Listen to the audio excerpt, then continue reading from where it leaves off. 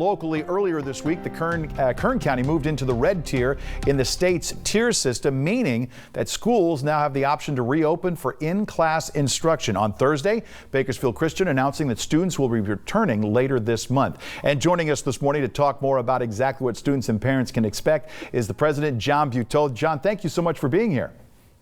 Good morning, Mike. Thanks for having me. Good morning, Bakersfield. And now, you did just telling me during the commercial break, you've been waiting for this day since last spring. Yeah, 7 months in the making. We remember in March when we had to exit our school grounds because of COVID. And literally days after that occurred, we began making plans for our reentry onto campus here. And we're now 12 days away, October 28th, and fully prepared to welcome just a huge freshman class, all-time high enrollment. We just sense there's a real eagerness to get back to school. We're excited to be part of that. Now, I know just getting to this point took a lot of effort. Can you give us a quick little snapshot synopsis of what students are going to see when they are greeted on campus and how it's going to be set up? Yeah, sure. So things that you might expect that we're all having to do right now, regardless of whether school or any other business, masks are going to have to be worn. Whether that's popular or not is really not the question right now. It's the order that we're under. 6 feet of distance in the classrooms, all desks facing forward, temperature checks, symptom checks.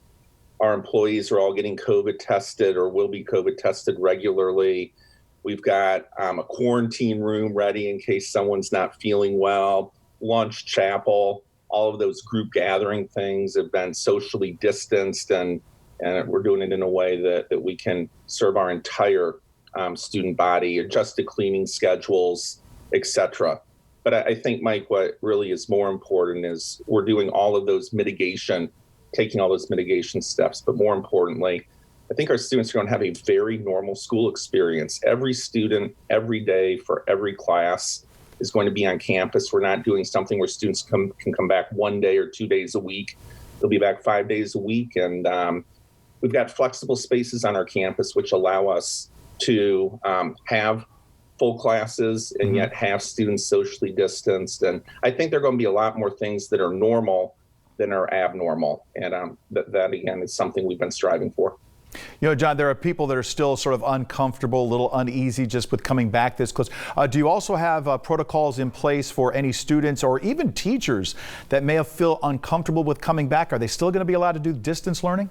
Yeah, sure. We've had, I think, a pretty successful online learning program during COVID, and that online learning program will continue.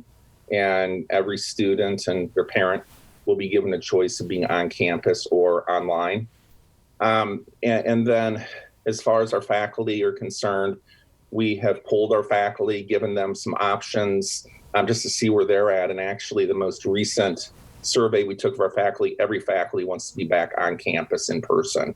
And so, we're ready to roll, but we also are hiring additional personnel to be able to help with our online learning for those students that do not want to be back. Right now, it looks like maybe we have 10% of our students that may continue through online learning. Okay.